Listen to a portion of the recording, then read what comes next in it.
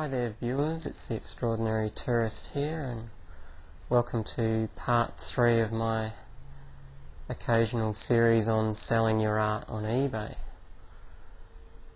Now if you've watched parts 1 and 2, you're probably wondering, when are we actually going to get to the point of selling art on eBay? Well, unfortunately it's not going to be this episode, because there are still other things that you need to consider when selling your art on eBay.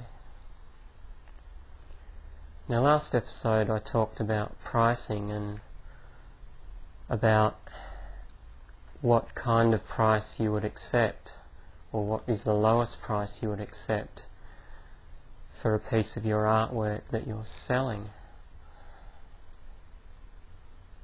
Now, if you want to get higher prices on eBay, there are a number of ways that you can try in order to increase the prices that you get.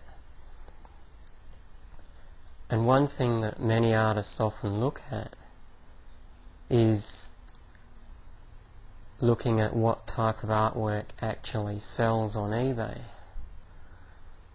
That is, what subjects do people buy, or what styles of art do people buy, and then they try and sort of create paintings that match either the subjects or styles that are popular on eBay.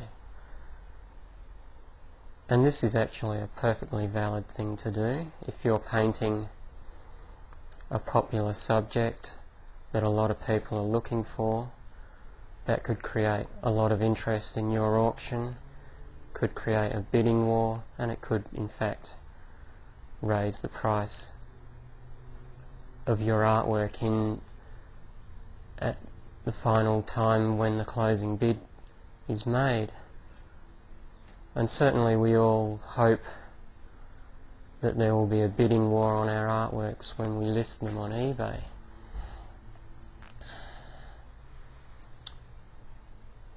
So,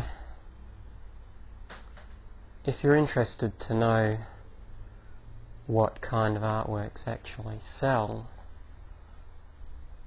I'm certainly not really the person to be talking to. Although I do know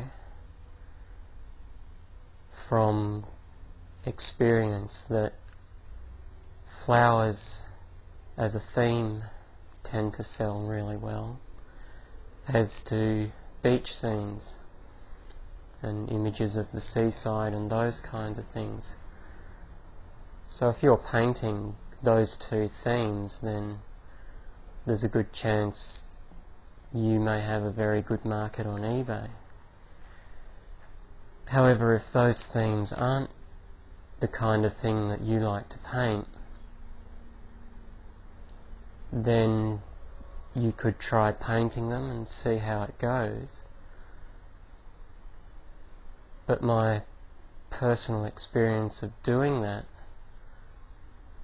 is that if you're just trying to paint to a market and painting a theme that you don't really enjoy, then that will come out in the artwork, and you'll end up painting artworks that are perhaps not very good examples of the kind of work that you're capable of. And people say, well, it's only eBay, so I don't want to sell my best work there since it's not going to get a good price anyway. But if you want a good price, then producing inferior work is not going to get you a better price. You want to be selling your best works so that people see them, realise the quality of them, and are then prepared to pay more for that artwork. So painting for a theme, if you happen to paint for one of the more popular themes on eBay, then that's great.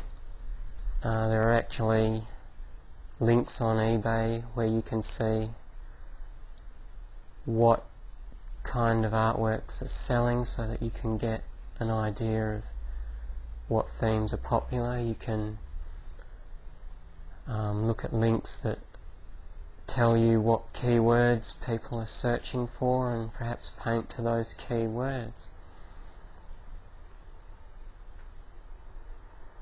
But if you're not someone who is already painting to those themes, then I would recommend that you don't waste your time and effort in trying to do that, because you'll only produce inferior artworks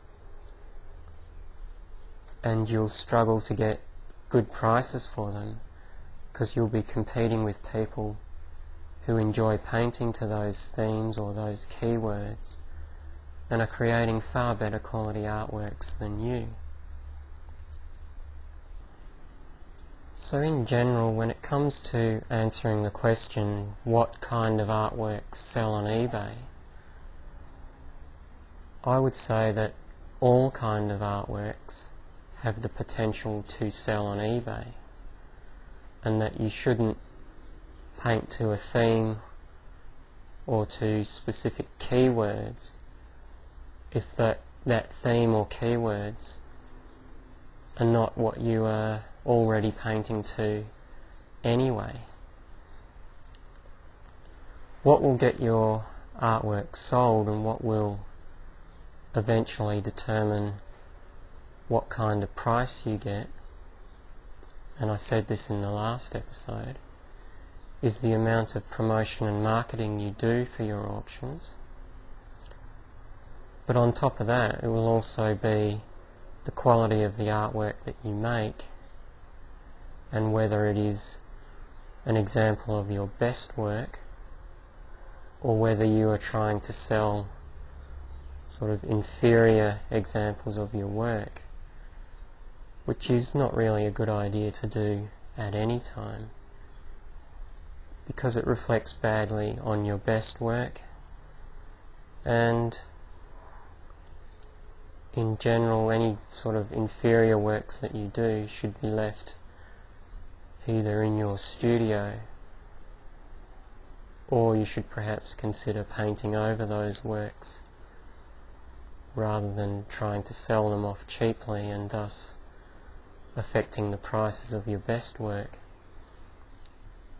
Because if people do actually buy your inferior work at a cheaper price, then they will also expect to buy your best work at around those prices too.